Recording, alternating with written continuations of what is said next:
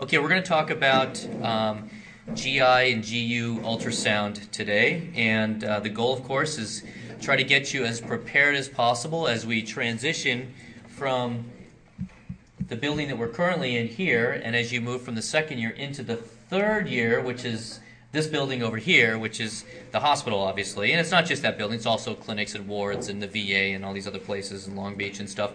So, but that's the concept, is going from the classroom to the patient, and that's where this ultrasound stuff fits in. So we're going to quickly transition today into the kidney and also some intestinal structures and the gallbladder. So this is the kidney, and you can see it here in all its splendor and glory. But to talk about the different anatomical parts of the kidney, this is the capsule of the kidney out here. And now the capsule is a very rigid structure, and when the kidney expands, it's got nowhere to go, and so it causes the patient a lot of pain if the kidney gets obstructed. For example, when the urine tries to make itself out the ureter, if the ureter is obstructed by a kidney stone, the kidney can't really expand, and so that's what causes such terrible colicky pain.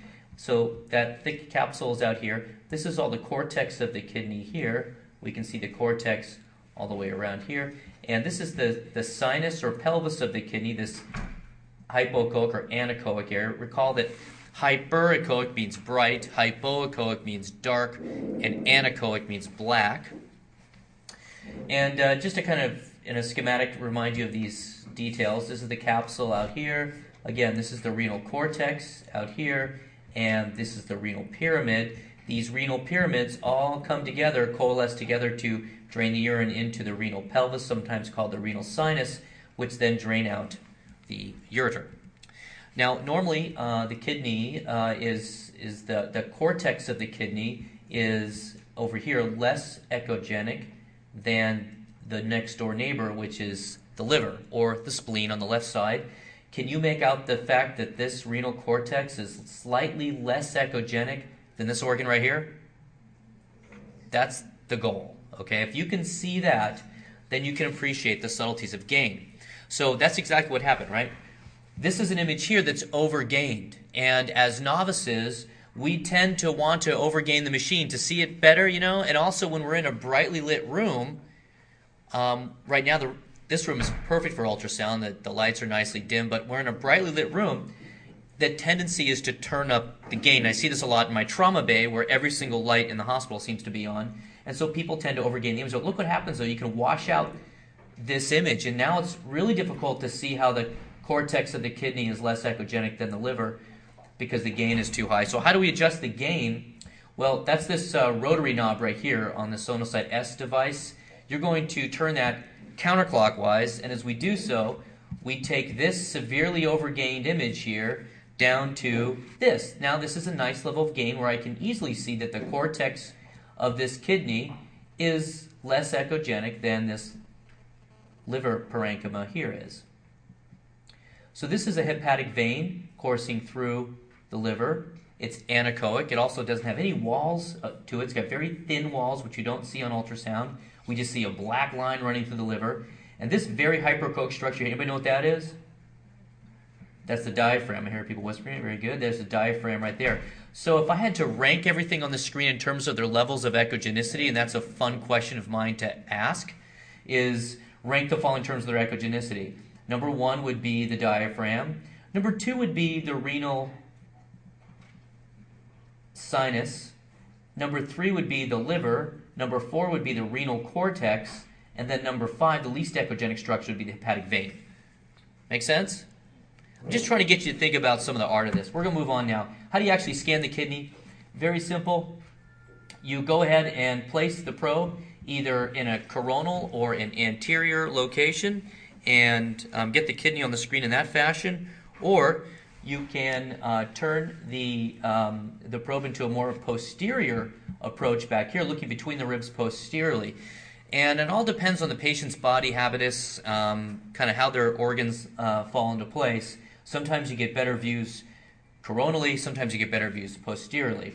And we can see this image over here is the kidney. Here's the kidney cortex here. Here's the organ next door to it, which happens to be the liver on the right side of the body. And we lose the lower pole of the kidney. First of all, how do I know that this is the lower pole and that this is the upper pole? Well, the reason I know that is because I've got the probe indicator pointed towards the patient's head. So therefore, everything on this side of the screen is towards the head, and everything over here is towards the feet. But look at this loop of bowel coming along here, air being the enemy of ultrasound. It's blocking the lower pole of my kidney, and so we're losing all that information. So what we do instead is we move the probe more posteriorly. Now we can see the entire kidney on one view when we take that posterior approach, which, you know, on the right side isn't that big of a deal. I can still make out this lower pole of the kidney, pretty much almost all of it there. But on the left side, because the spleen isn't as big, we lose a lot more of that lower pole of the kidney. So on the left side, I find myself going more posteriorly more often to pick up the entire kidney on that left side. One of the things we see around the kidney a lot is fat. So this is just normal perinephric fat, and you guys may remember this from last year with your cadavers.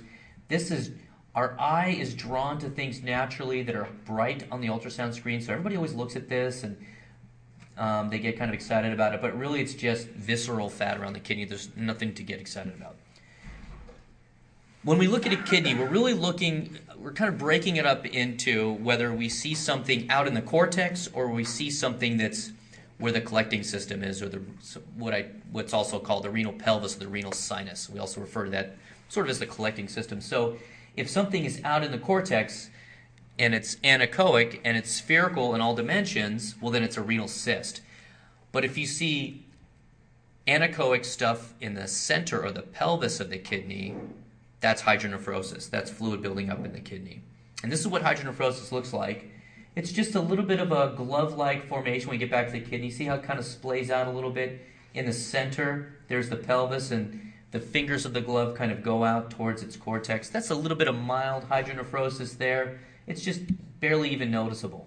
But you move on, you see a little bit more. See, we can see the fingers of the glove kind of going out into these different projections.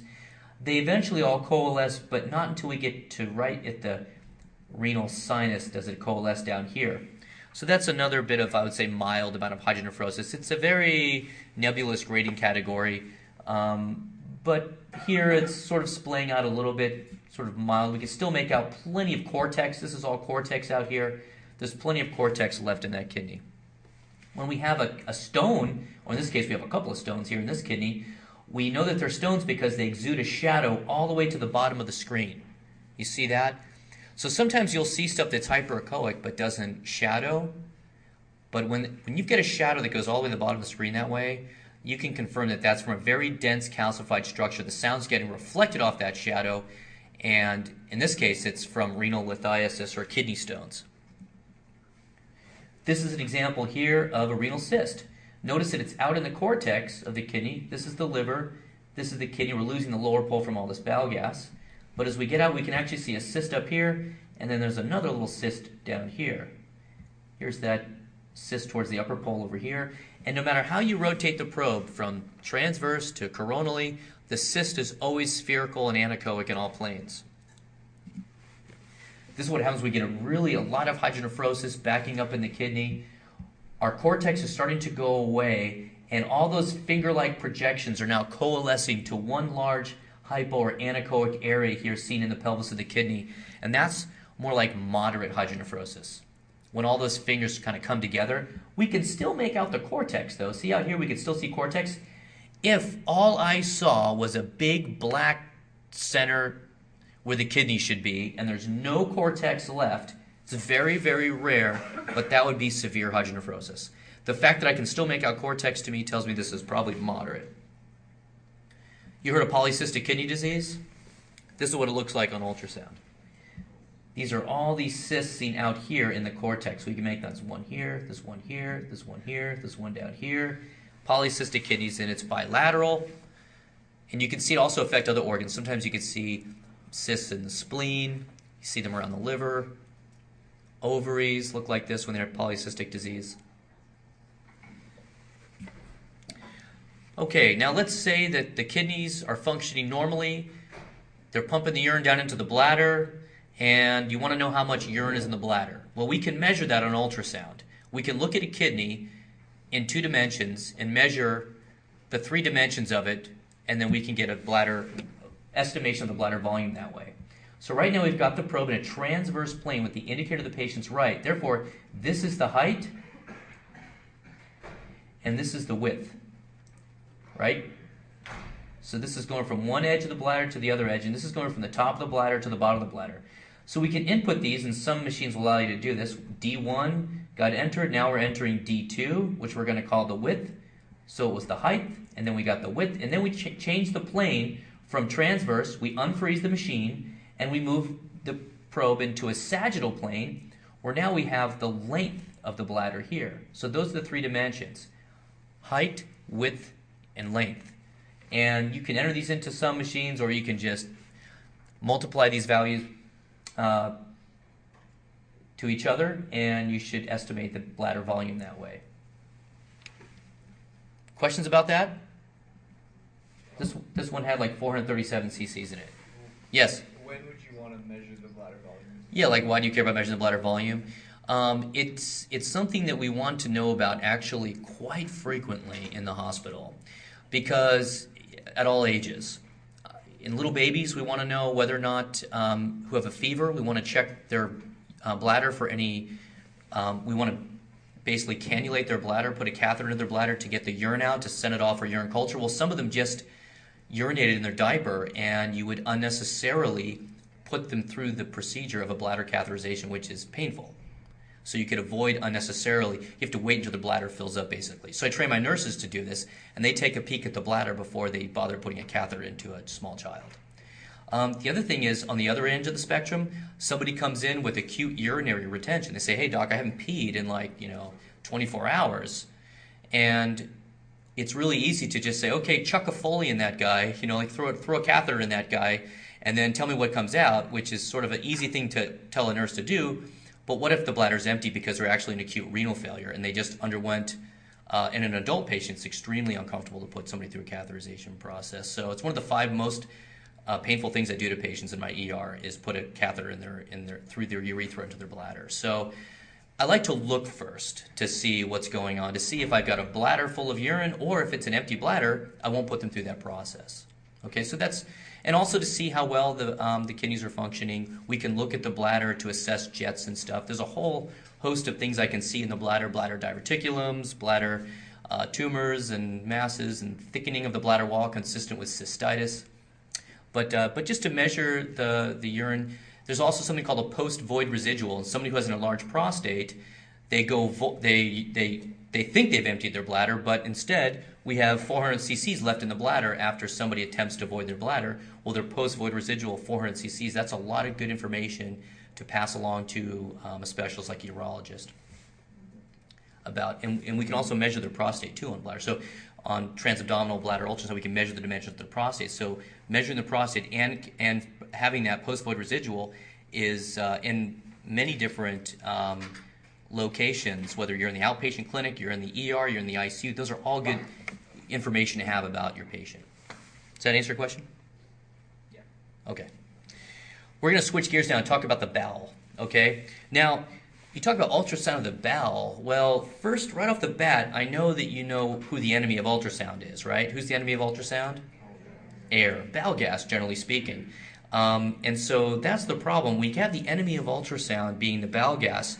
And in some patients, it's pretty significant how much bowel gas they can have, right? So that's why we have to somehow overcome that enemy. Now, in a guy like this, I don't know if there's anything I could do to actually examine his bowel using ultrasound, because he's just so at the end of that spectrum of bowel distension. But in other patients, though, we can get through and see their intestines actually quite easily, even when they have a lot of pathology, which I'll show you here in a second.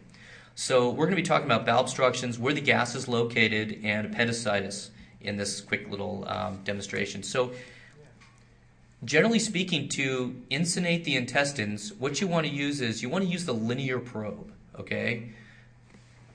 Now, I know that what you're thinking, linear probes for structures that are superficial, and that's high frequency.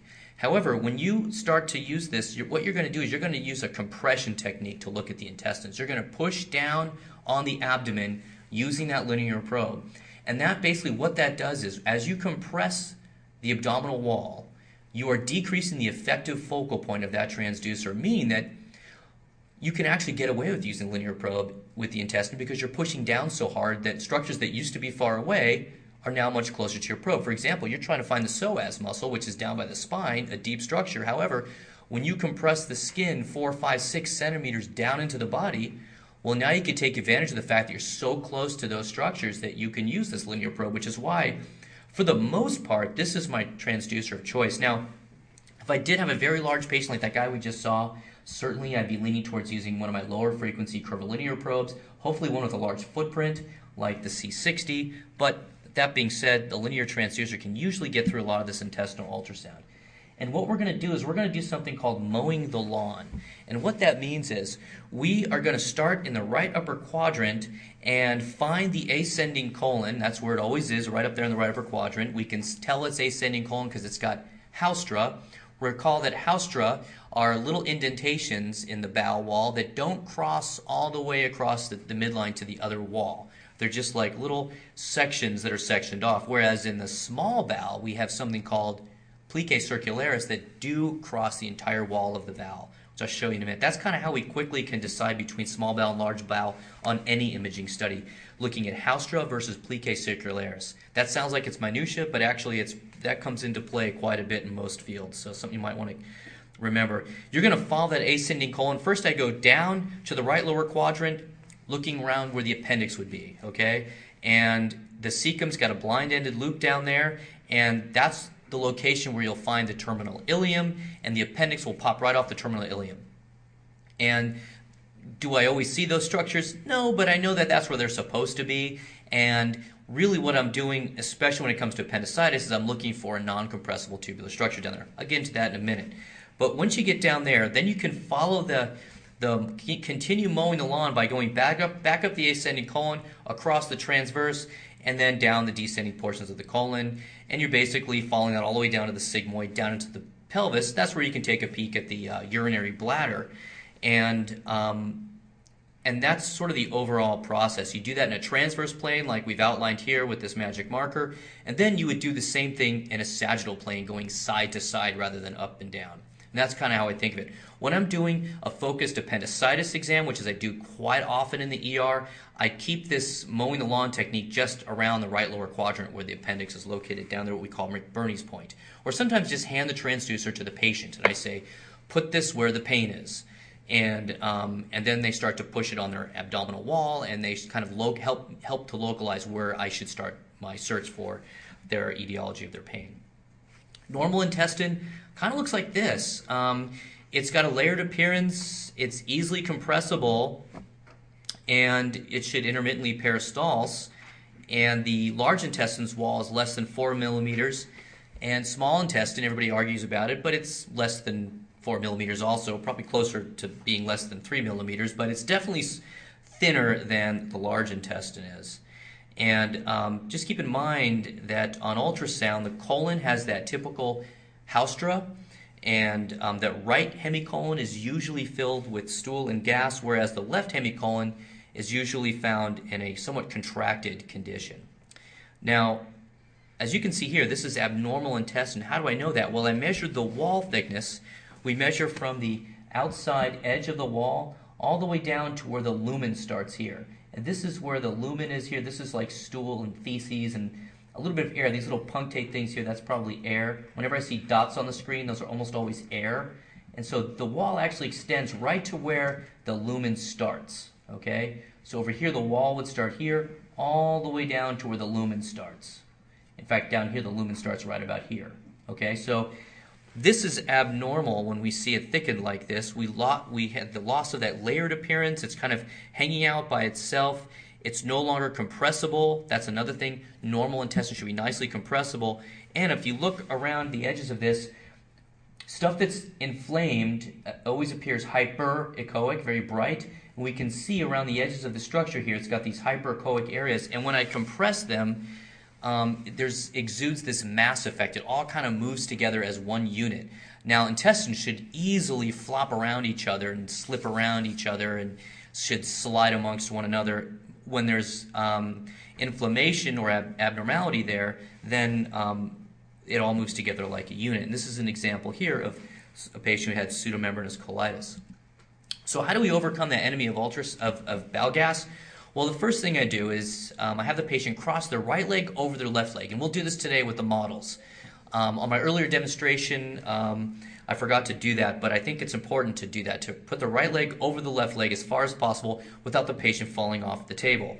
And then you're going to push really hard. You're going to push harder in the abdomen than you've ever pushed before with an ultrasound transducer today. But don't worry, the models are getting paid to tolerate that. They'll push you away if it hurts too much. We also are going to give the models fentanyl. We're going to give them narcotics today. Just kidding. No, but in reality, this is what you do, okay? People say ultrasound is a very operator-dependent thing. Some people are good at finding the appendix, some people aren't. No. Appendicitis is a very fentanyl-dependent thing. You guys know what fentanyl is, a narcotic, short-acting, lasts 20 minutes. We use it a lot in patients who have acute pain in the emergency department. I can give somebody a good slug of fentanyl, and it really does take the edge off their pain so that I can compress and get into their abdomen using ultrasound. It's a much more humane way to do than what we're going to do today to our models. But the good news is, when you have disease states of the intestine, there's less peristalsis, there's bowel wall thickening, there's less intraluminal gas, which makes abnormal intestine easier to see than normal intestine. So abnormal intestine, like that pseudomembranous colitis picture you just saw, we could really see the outline pretty well of those loops of bowel. When we have gas inside the wall of the bowel, this is a very abnormal condition. This tells us that an infection is produced so far that we're getting gas inside the wall of the bowel. We can see these granular appearance intramural. Mural means wall, as opposed to intraluminal, which means to see gas inside the lumen or center of the bowel is normal. But to see in the wall, that's always abnormal. This is an example of a combined picture of intramural over here, intramural gas, always abnormal, versus intraluminal, which we expect to see. Okay? Here's some more intramural gas. Okay, over here. This is a patient who's got a very severe condition called necrotizing enterocolitis. We see air in the wall, intramural air. This is another patient that we had in the emergency department. This is all ascites right here. So ascites builds up when the liver starts to fail.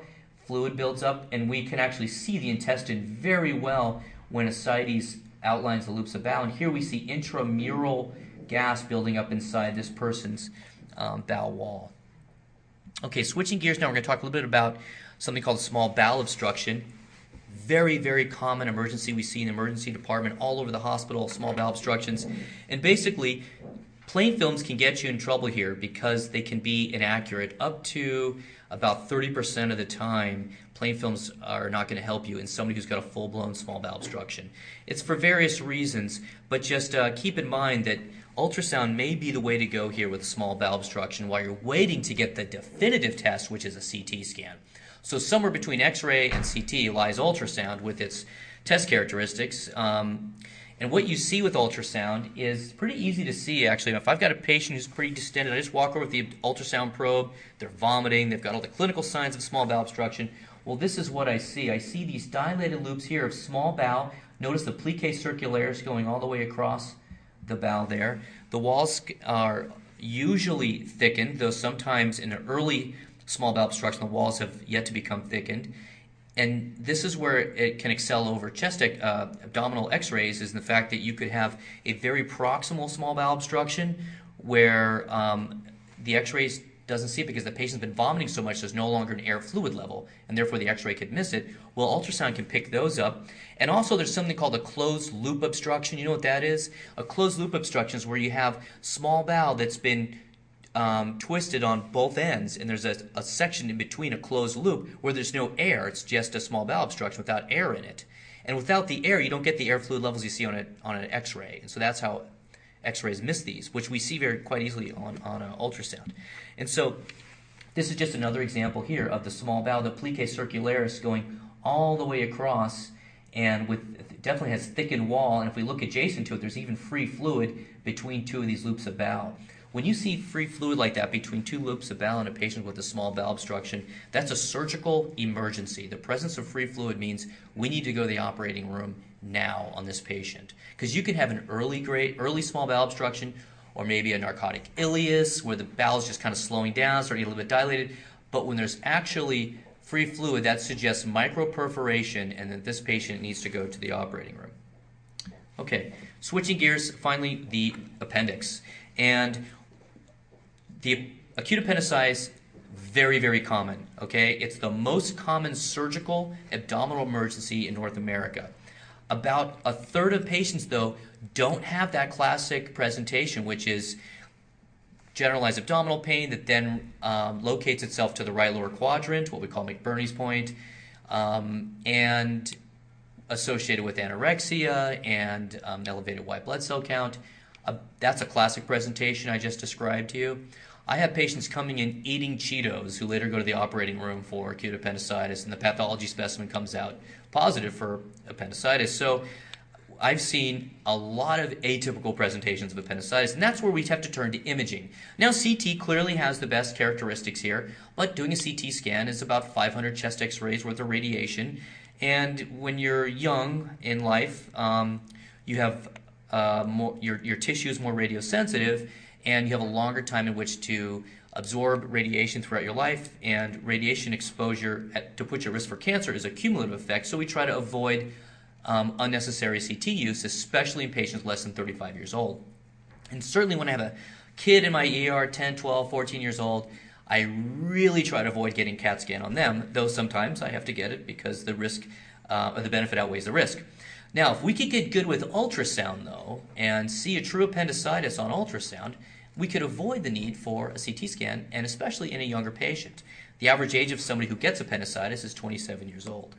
So Terasawa, the author, did a meta-analysis a long time ago, 6 years ago, back when the ultrasound machines weren't as good, and found out that in the hands of radiology, ultrasound had a sensitivity of 86% and a specificity of 81%. The reason for its low specificity is because we never see this on ultrasound. Feast your eyes on it. It's a normal appendix. I can only see it about 15 to 20% of the time. Although I think I might have seen one earlier today on Tyler when I was pre-scanning him. So that's the problem. It's hard to see it normal. But to see the abnormal appendix, I'm going to show what those look like in a second, that's actually pretty good, which is why the sensitivity is a little bit better. This is an 18-year-old woman who had lower abdominal pain. We can see here this tubular blind-ended structure here. Nice thin walls, certainly less than 5 millimeters down there, right adjacent to her external iliac artery seen right here. Now, when you look for appendicitis, what you're trying to do is you're trying to compress the abdominal wall musculature down to the psoas muscle. And if you wait for it and keep compressing, eventually you'll see that little appendix pop its head out at you, and then as soon as it's there, it's gone again. So hopefully you were recording it, but it gets sandwiched between the abdominal wall musculature and the psoas muscle. It should be no bigger than 6 millimeters when it's normal, and occasionally you can see an appendicolith, which translated means poop stone. So this is kind of what we do. Here's the abdominal wall musculature up here. Here's a loop of bowel right there, okay? This is iliac vessel right there. And what we're doing is we're pushing really hard. So this muscle right here, this is the psoas muscle. The psoas muscle is actually coming up and coming into contact with the abdominal wall musculature right there. And there's loops of bowel that gets sandwiched between the psoas, which is a very long muscle.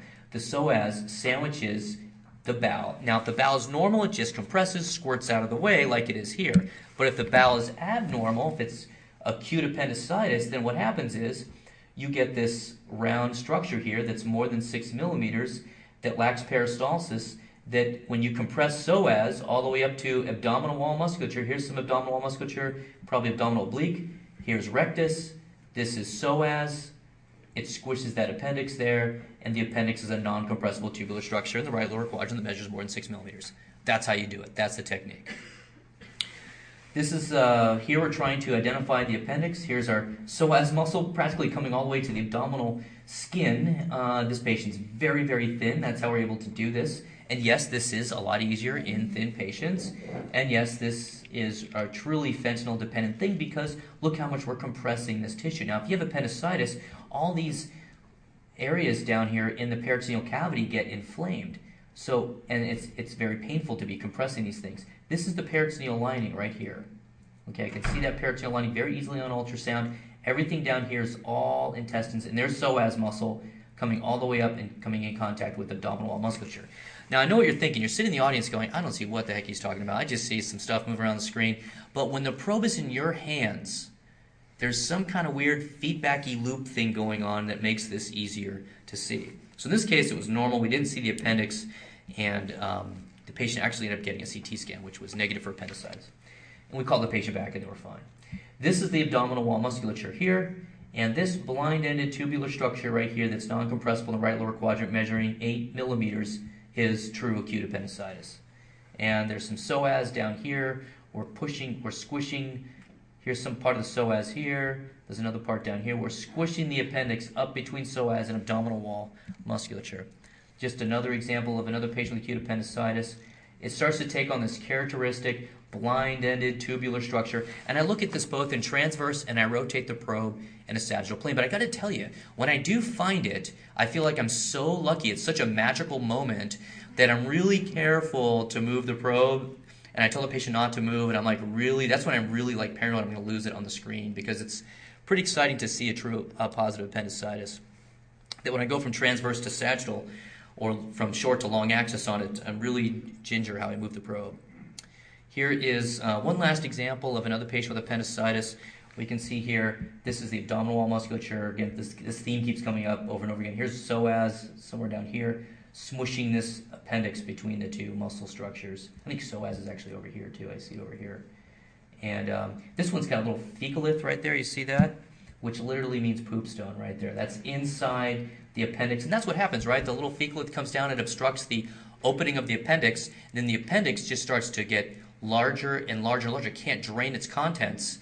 And then finally the pressure inside the appendix gets higher than the ability for the blood vessels to provide it with vasculature, and then you get ischemia, you get lack of blood flow to that appendix, and eventually the walls get thin and the pressure inside the appendix outweighs the ability of the wall to maintain its integrity, and the wall perforates, and the contents of the appendix spill out into the abdominal peritoneal cavity. And once that perforation occurs, surgery is often not of benefit, and you just give the patient antibiotics for a couple of weeks and admit them to the hospital. Yes?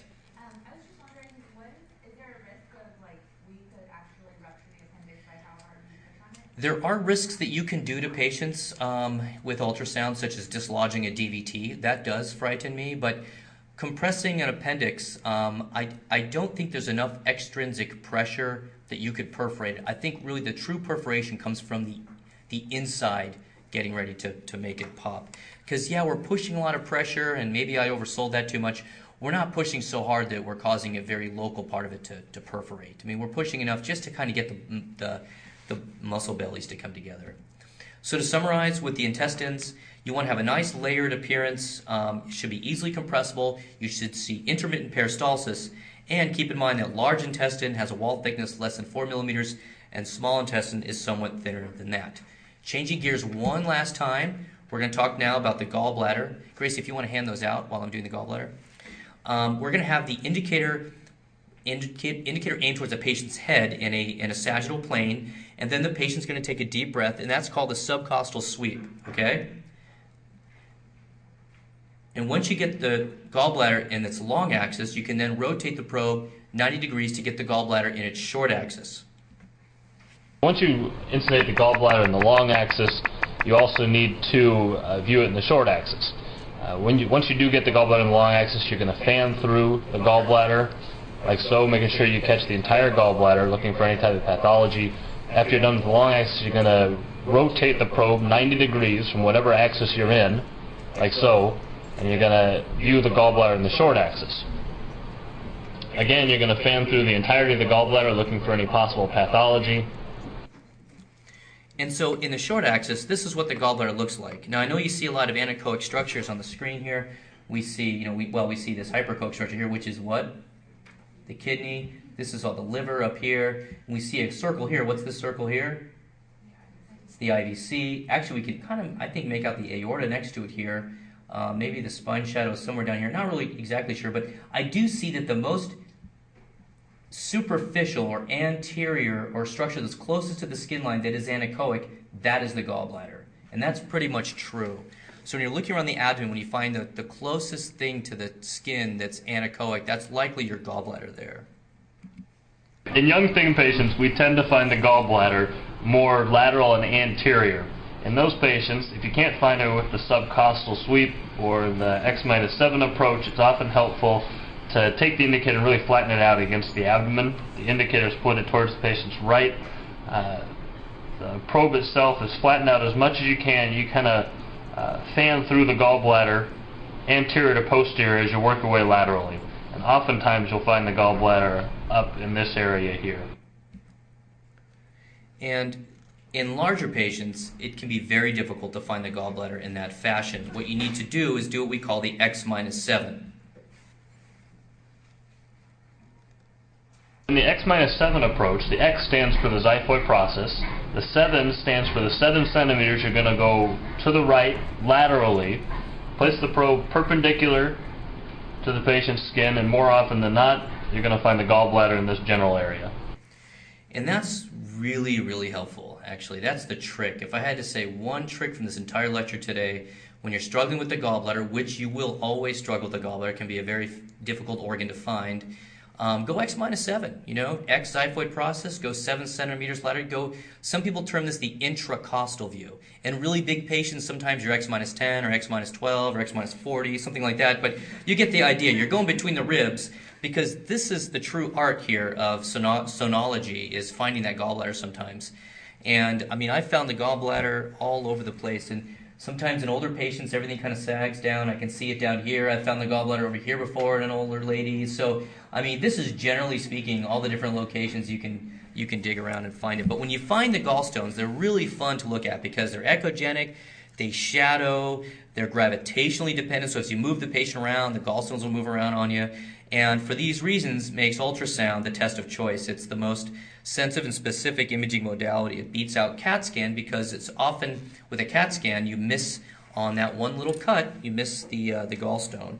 And I've got plenty of examples of that from the literature and anecdotally, where ultrasound found stuff that the CAT scan missed, especially when it comes to gallstones. And this is just another example here of the gallbladder wall. What happens when a patient has ascites is that the acidic fluid gets into the wall of the gallbladder. So you know why people have ascites, right? The liver starts to fail and it doesn't make the proteins anymore, so it can't keep the fluid inside the vessels, and it extravasates into the third space, which in this case is the peritoneal lining, and the fluid then absorbs into the gallbladder wall, causing the gallbladder wall to be thickened. Now, normally a gallbladder wall should be less than 3 millimeters, and if somebody has acute cholecystitis or an acutely inflamed gallbladder, then in an infectious situation, the gallbladder wall gets thicker than 3 millimeters, certainly greater than 5 millimeters. Patients going to the OR likely that day to have their gallbladder taken out. But ascites can just normally cause the gallbladder wall to thicken. And also a gallbladder, right after you eat any fatty food at all, okay? So if you have some salad with any fat in it, I mean, it's amazing how the gallbladder will find any fat that you eat and will contract, right? Cholecystokinin gets released, it goes to the gallbladder and causes the gallbladder to contract down and secrete the bile into your gut to dissolve the fat. So what happens when that happens is the gallbladder contracts down and the wall itself appears falsely thickened, which is why if I'm really curious about a patient's gallbladder wall, I want to measure it. I try to do it if they haven't eaten for at least 4 or 5 hours. That's the reason why we do that sometimes. So depends what the models had for lunch. Most of the time, it's almost impossible to eat zero fat. So usually their gallbladders are a little contracted, making them a little bit hard to find. The other thing we look for sometimes in the liver that you will stumble across are just masses. This is an example here of some solid tumors here in the liver. This is the diaphragm over here, and we can just see there's some tumors going on here. So if you do see that, that's obviously something that you'd want to tell somebody about. Finally, this is the last slide. Just today during the hands-on session, what we're going to do is we're going to get the kidney in the long and short axis, okay? I don't necessarily need you to measure the bladder volume because that takes a little bit to stop and drop calipers and stuff.